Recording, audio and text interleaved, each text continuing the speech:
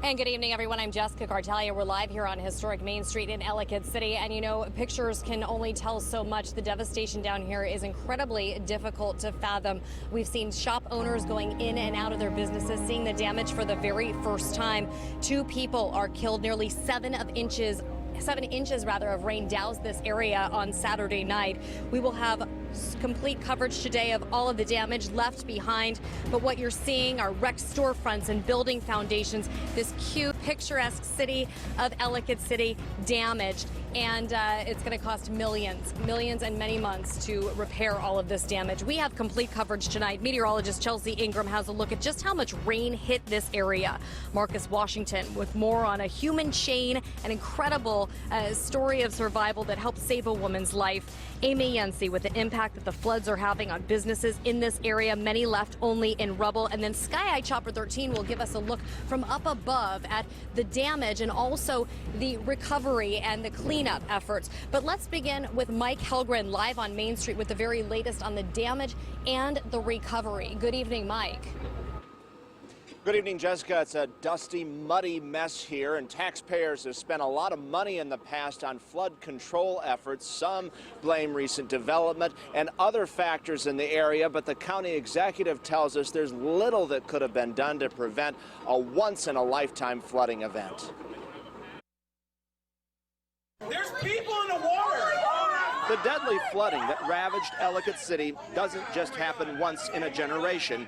The National Weather Service says it's a 1,000-year event. Sky Eye Chopper 13 shows the aftermath from the deluge of rain, a month's worth in less than 2 hours. You know it's coming, but you just don't know when. John Shoemaker lives on Main Street, and his family has a business here. I don't know if everybody will come back, but hopefully people make the decision to come back when it's right for them. But when you get 6 inches of rain in 2 hours, there's nothing you're going to build is going to be able to contain that. Just to show you what a huge job this is, crews brought in more than 70 truckloads of stone, and they used it to shore up the foundation of this historic church. The repair costs will be in the tens of millions of dollars, and recovery is likely to take months. Dozens of buildings are structurally unsound. Maryland's congressional delegation promises federal funding. What can we do in terms of infrastructure improvements to make this a more disaster-resilient community? Ellicott City's historic Main Street is like a fishbowl surrounded by high hills. It sits in a deep valley, susceptible to floodwaters fed by the Patapsco River and its tributaries. This area has been neglected. The previous county councils have not done enough for flood control. Major floods have been happening here since the 1860s. Those who lived through Hurricane Agnes in 1972 say this is worse than the destruction then. I really hope that we can get that whole thing put back together, hopefully sooner rather than later. More than 100 damaged cars have been removed from the area. Officials are urging patience. It really will be months, perhaps years, to get things back to normal. Jessica. Yeah, Mike, absolutely, to say the least. You know, many of these buildings were built back in 1772, so you can just imagine all of the effort that it's going to take to get things back to normal. Our complete coverage continues now live from Sky Eye Chopper 13 with Captain Jeff Long and a scene from his vantage point of all the cleanup and the recovery efforts underway now. Now, starting on the west side of Ellicott City, near Ellicott Mills Drive and working our way to the east, you can see all of the mud that's crossing the road here. This is Main Street. Sidewalks on each side of the road here have been compromised, and storefronts completely destroyed on both sides of the road as we go down the middle of Main Street in the heart of Ellicott City. Now, not too far from here, we can't see it right now, is the Tiber, the tributary that feeds the Patapsco. The reason for all this flooding here, that overflowing with all the rain that came through here.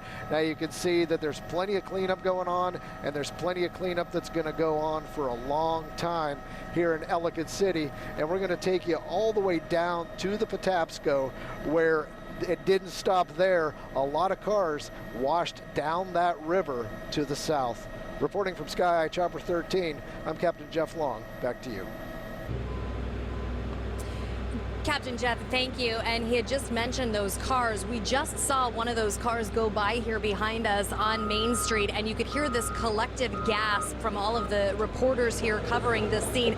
The car was absolutely, it looked like somebody took a piece of tinfoil and just crumpled it up. I have never seen anything like that. And you can imagine for many of these businesses and the people who were here on Saturday night, they came to have dinner. They walked in an hour and a half later.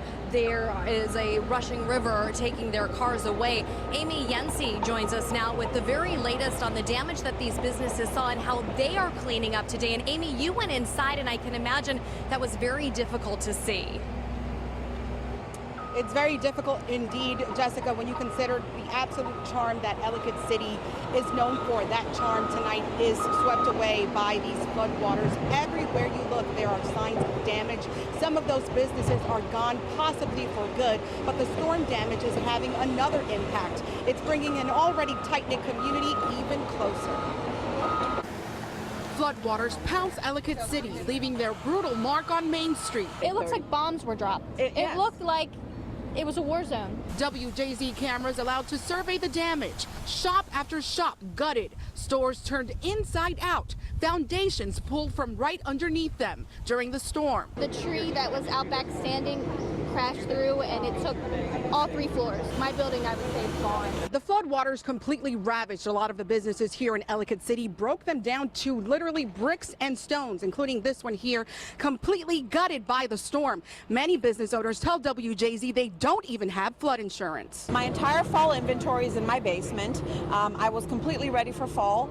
It's completely flooded. I have lost all of it. Nicholas Johnson is one of the lucky ones. It's heartbreaking because, you know, you think about how hard it is with what you have to do, and that doesn't even compare to what these other business owners have to do. Many of the buildings are not safe enough for shop owners to enter to count their losses, but some are counting their blessings. We lost a lot of things, and they are things, and we can rebuild. This is a huge, devastating loss for us. This is huge for us, but it pales in comparison to this little 10-year-old now who doesn't have a mom. And Jessica, many people here tonight thinking about those 2 people that lost their lives during this storm. And as you heard, that woman vowing to rebuild. Live in Ellicott City, Amy Yancey, WJZ Eyewitness News. Back to you.